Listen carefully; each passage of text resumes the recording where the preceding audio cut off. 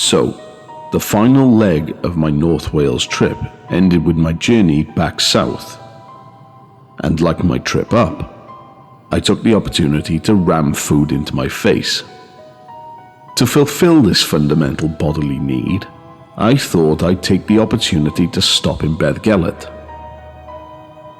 I knew that I wouldn't have much time since it was now 4:30 in the afternoon, I hadn't eaten, and I still had to drive back to South Wales.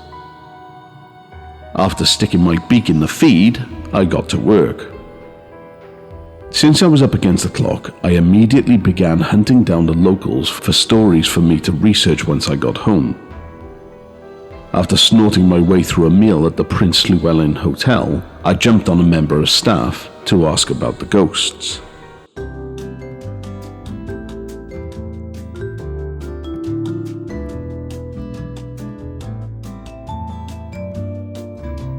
Let me take this opportunity to address an issue I personally have.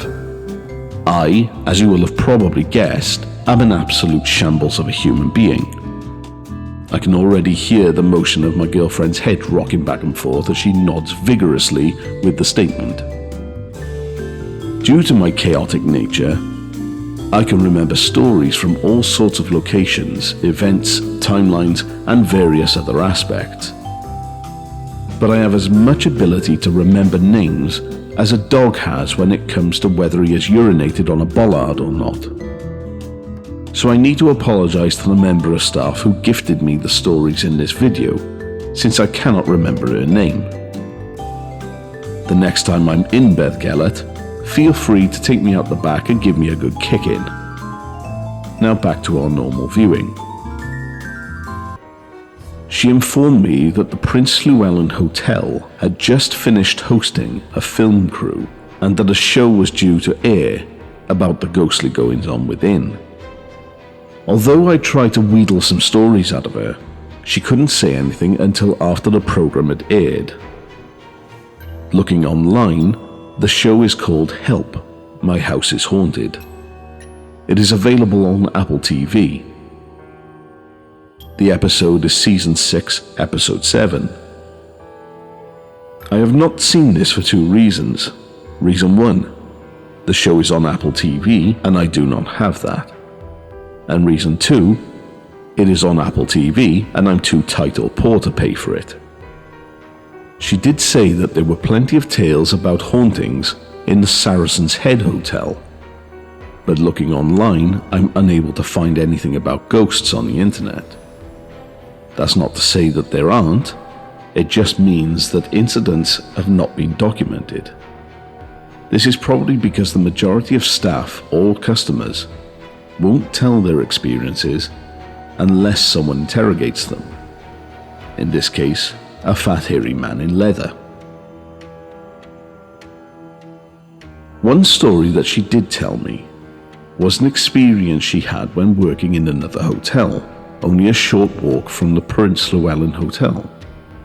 She informed me that whilst working in the Royal Goat Hotel, she experienced an unnerving apparition, one that appears to be a frequent occurrence. After working a particularly busy shift, she would hear the sound of heavy, ghostly footsteps on the floor above her head. With each footstep, there would be a slight jingle. Now I know what you're thinking. Santa. No, not Santa. She believes that it's the spirit of David Pritchard. David Pritchard was the original owner of the Royal Goat Hotel. He was not just the landlord, but was also the builder of the property, as well as the person who would cause me to retract the statement 200 years after his death. In a previous episode, which will be linked above now, I stated that there was a grave associated with the legend of Gelert, the faithful hound who saved the prince's child. This statement was wrong. The grave was actually constructed by David Pritchard himself in the 18th century, many years after the death of the dog. And that, ladies and gents, is what we call Grade A research.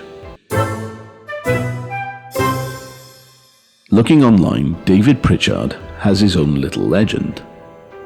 Historically, Pritchard was known to hide his money in an area of the basement of the Royal Goat Hotel.